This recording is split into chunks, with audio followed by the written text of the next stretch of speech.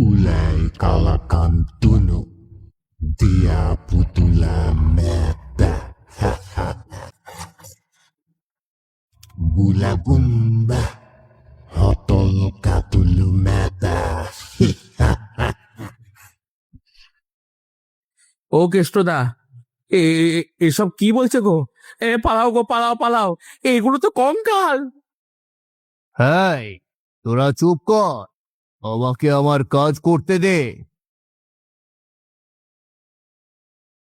বহুকাল আগের কথা। সে যুগের গ্রামে গ্রামে ছিল না কোনো হাট বাজার। দূর দূরান্ত থেকে মানুষ আসতো তাদের সওদা করতে নদীর পাশের বিশাল বাজারটিতে। আর এই বাজারগুলোতেই পণ্য সরবরাহ দিত বিভিন্ন রাজ্যের সওদাগরেরা। তাদের ব্যবসায়ী হলো এক রাজ্যের পণ্য অন্য রাজ্যে নিয়ে সওদা করা। আর আজকে আমরা দেখব হাড় কাঁপানো ভয়ঙ্কর এক গল্প কাহিনী, সওদাগরের নৌকা। এই বস্তাগুলো সাবধানে নিয়ে এস। Very careful, don't take any risk. আগে ঠিক আছে কর্তা। সময়টি ছিল বর্ষাকালের শুরুর দিক। এ সময়টাতে নানান রকমের ফসল এবং আমন ধান নিয়ে নদীর পথে পাড়ি জমিয়েছেন 5 জন সওদাগর তাদের জাহাজ নিয়ে। আকাশটি সেদিন সকাল থেকেই মন ভার করেছিল এক অজানা কারণে।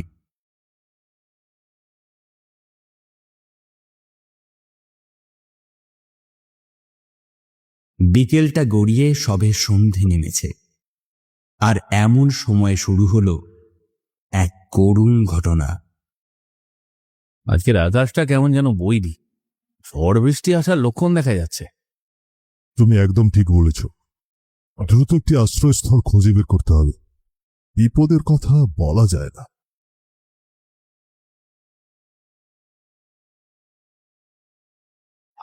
কি করছেন কি? আস্তে আস্তে নিয়ে যাও, একটা বস্তাও যেন ফেটে না যায়। আগে মাফ করবেন কর্তা। দেখলে তো রমেশ, এই শ্রমিকদের অবস্থাটা দেখলে? আরে বাদ দিন না, ওকে ওর মতো কাজ করতে দিন না। এই কাজগুলোতে ছোটখাটো ভুল হওয়াটাই স্বাভাবিক। তাদের কথার মাঝে বিকট এক শব্দে গর্জে উঠল আকাশ। ঝড় বৃষ্টি না থাকলেও প্রচন্ড বেগে শুরু হলো সনসন বাতাস। ঝড় আসার পূর্বেই মাঝ নদী পেরোতে হবে। এই কে আছো? দূরবীন নিয়ে এসো, জলদি জলদি আশ্রয়স্থল খুঁজতে হবে। দূরবীনে চোখ লাগাতেই দেখা গেল বিশাল একটি চর এবং চারিপাশে জঙ্গলে ভরা। তার সাথে শুরু হলো তুমুল এক ঝড়। ওই যে একটি চর দেখা যাচ্ছে, জলদি জলদি এই চরের জাহাজটা বেরাও। ঝড়ের বেগে জাহাজ সামনে এগোচ্ছে না। কে আছো? ইঞ্জিনের শক্তি বাড়াও, জলদি করো।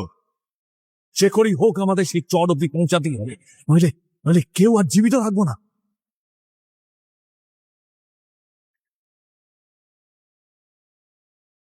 বেশ খানিকক্ষণ পর ঝড়ের বেগ অনেকটাই থেমে যায়, আর জাহাজটি অনেক কষ্টে এসে পৌঁছালো অচেনা সেই দ্বীপের কাছে।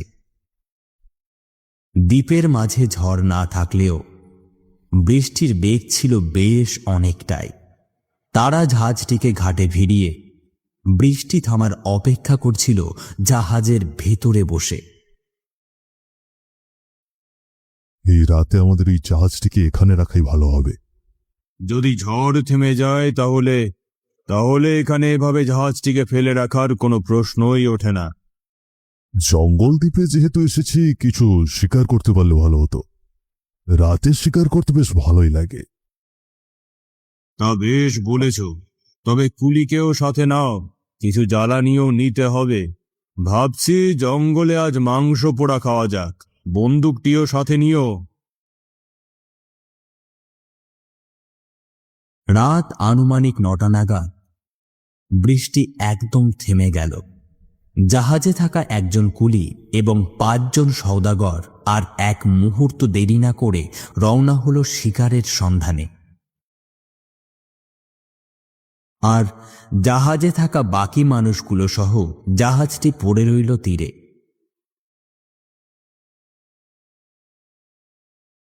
অচেনা জায়গা, তার মধ্যে আবার এমন রাত। এত রাতে এখানে আসা কি ঠিক হলো? এত সুন্দর দ্বীপ যে হাতের কাছে পেলাম, শিকার না করে কি ফেরা যায়? কথা বলতে বলতে তারা চলে এসেছে জাহাজ থেকে বেশ অনেকটা দূরে।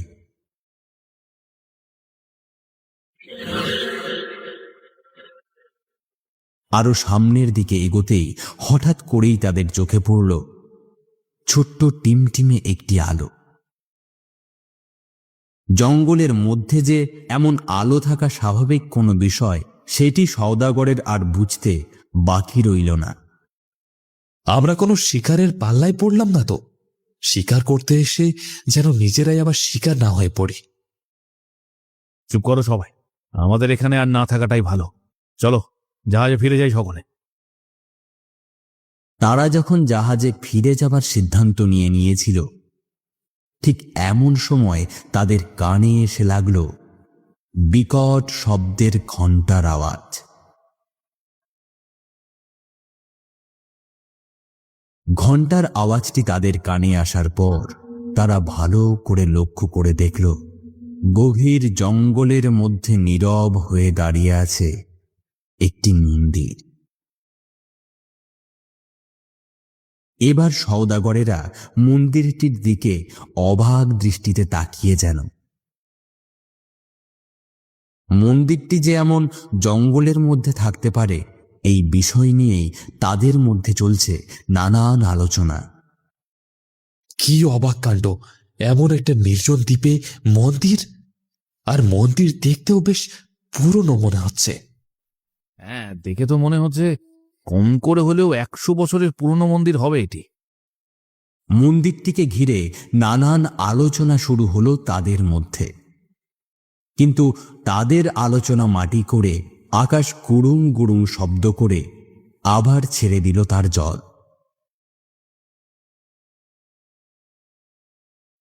এমন ভরা জঙ্গলের মধ্যেও গা বৃষ্টির জলে ভিজে যাচ্ছে।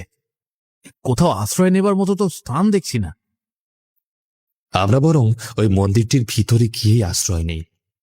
মন্দিরটি ভালো করে ঘুরেও দেখা হবে, আবার বৃষ্টির জল থেকে বাঁচার জন্য আশ্রয়ও পাওয়া যাবে। শঙ্করের কথা খুব একটা ফেলে দেবার মতো ছিল না।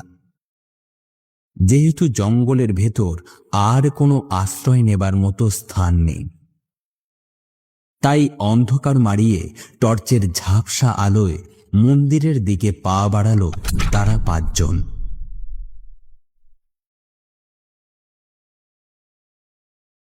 কয়েক কদম হেঁটে মন্দিরের ভেতর প্রবেশ করার পর তারা যা দেখল, তা দেখার জন্য যেন তারা একান্তই প্রস্তুত ছিল না।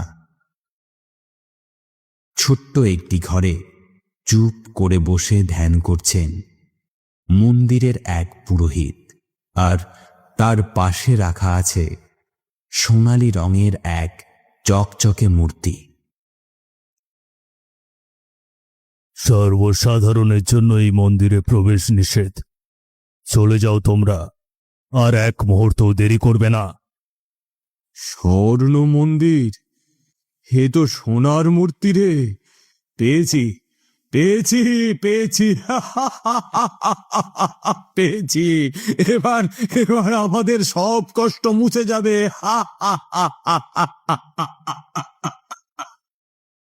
আপনি কি করতে চাচ্ছেন?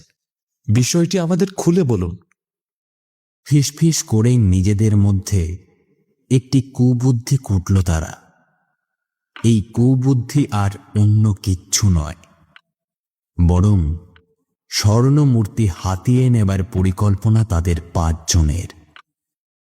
এই বন্দুকের নলটি পুরোহিতের মাথায় ধরো। সে এক চিমটিও নড়লে গুলি চালিয়ে দেবে। জলদস্যু ডাকাত সাধারণ মানুষ অনেকেই চেষ্টা করেছেন এই মূর্তিটি নিয়ে যাবার, কিন্তু সফল হতে পারেনি কেউ। জঙ্গলের জিনিস জঙ্গলেই শোভা পায়। তোমরা চলে যাও এখান থেকে, নইলে বিপদে পড়বে। রমেশ গিয়ে মূর্তিটি তুলে নিলেন দুহাতে। বাকি সকলে দাঁড়িয়ে এক অদ্ভুত ভঙ্গিতে হাসতে শুরু করলেন। তাদের ধারণা এই মূর্তিটি যেন তাদের জীবন বদলের নতুন মোড়। কিন্তু সামনে যে তাদের সঙ্গে কি হতে চলেছে তা তারা একদম ভাবেনি।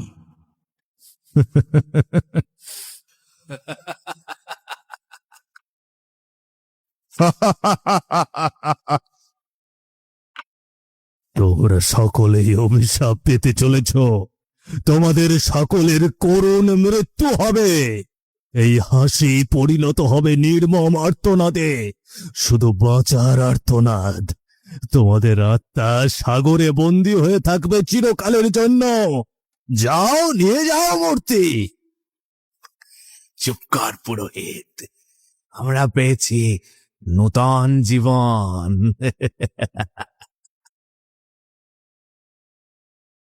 মন্দিরটির ভেতরে তারা আর এক মুহূর্ত দেরি করল না।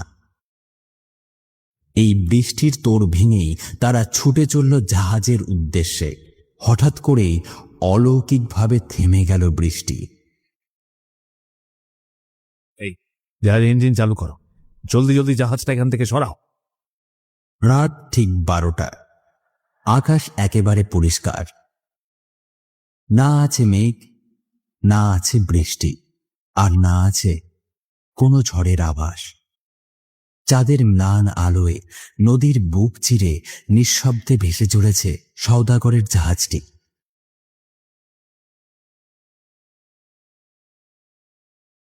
কিন্তু এমন সময় ঘটল এক নির্মম পরিহাস। কোনো কারণ ছাড়াই শুরু হলো তুমুল ঝড় বৃষ্টি। বড় বড় হতে শুরু করলো জলের ঢেউ। ঢেউয়ের সাথে সাথে ভীষণ জোরে দুলতে শুরু করলো সওদাগরের সেই জাহাজটি।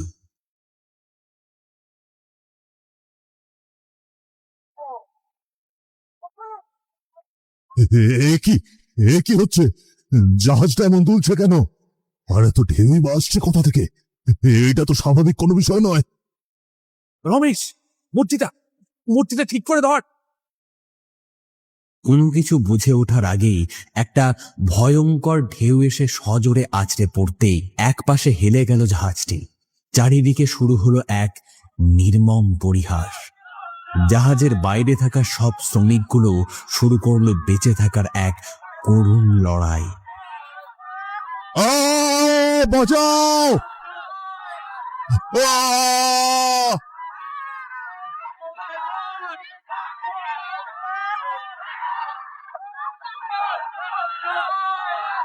দেখতে দেখতে অথই জলের মাঝে তলিয়ে গেল পুরো জাহাজটি।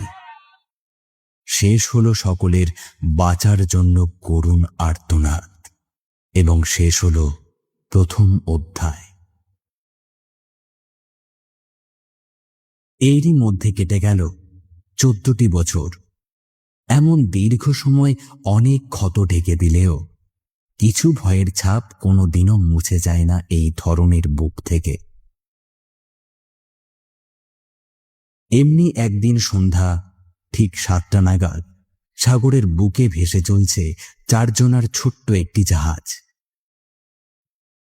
জাহাজের ভেতরে বসে আছে নিতাই, বলাই, হারান আর কেষ্ট।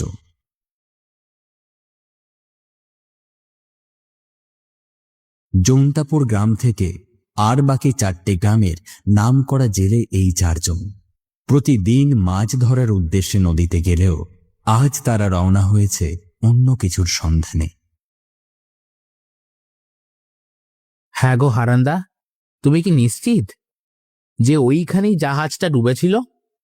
আরে হ্যাঁ রে, সকলেই তো সেই জায়গাটার কথা বলে। তবুও সাবধানে থাকাই ভালো। শুনেছি সাগরের সেই স্থানটি সব থেকে ভয়ানক এবং বিপজ্জনক। শোনা যায় অনেকেই সে স্থানে গিয়েছিল সোনা দানা হিরে পুরনো জাহাজের যন্ত্রাংশ খোঁজার জন্য, কিন্তু কেউই ফিরে আসেনি। তোরা তো ভয় পাচ্ছিস কেন?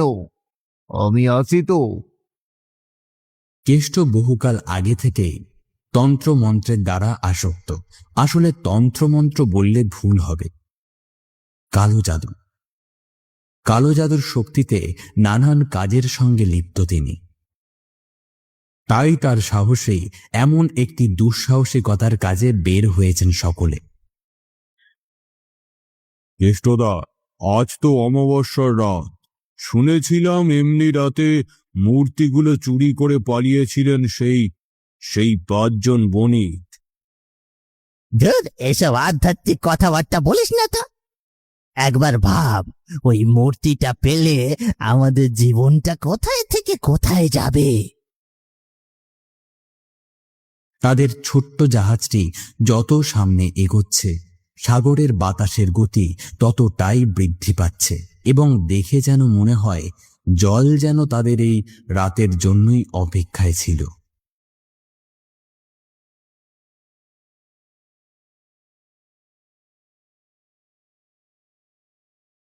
কেষ্টদা, আরে দেখো দেখো, সামনে একটা বড় জাহাজ দেখা যাচ্ছে।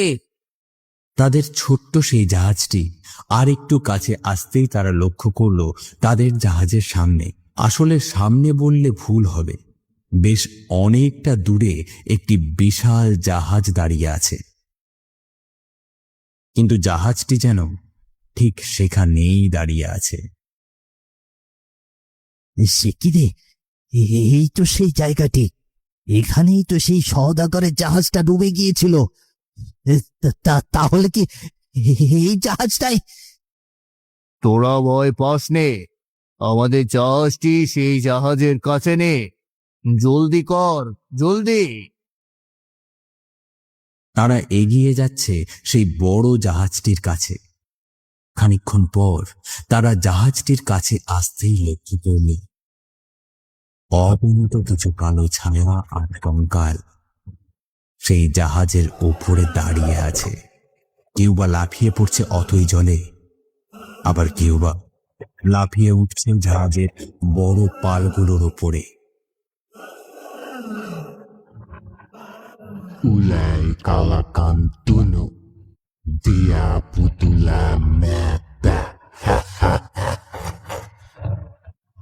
Bulagumba, hotol katulu meta. ও কেষ্টদা, এসব কি বলছে গো? পালাও গো, পালাও পালাও, এগুলো তো কঙ্কাল। হ্যাঁ, তোরা চুপ কর, আমাকে আমার কাজ করতে দে। কেষ্ট তার চোখ দুটি বন্ধ করে বুকে একটি হাত দিয়ে বিড়বিড় করে মন্ত্র পড়তে লাগলেন। নমো তস্মা ভগবতো অর্হতো সম্মা সম্বুদ্ধস্য। অদ্ভুত ভাষা। কিছু কথা না বলে এক এক করে কয়েকটি কঙ্কাল ঝাঁপিয়ে পড়ল হারানের ছোট্ট জাহাজটিতে। Alay mumbu, samatamba. Wagulay talon kamba. Kulubin tuwatilongka. Tubila tulu.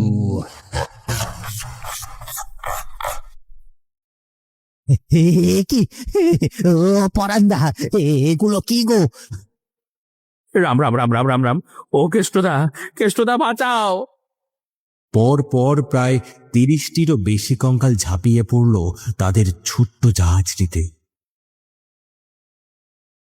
দেখতে দেখতেই তলিয়ে গেল জাহাজটি অথই জলের মধ্যে। সেদিনে সেই 4 জনের অধ্যায় শেষ হলো, কিন্তু শেষ হয়নি এখনো ঘটনার মূল কাহিনী।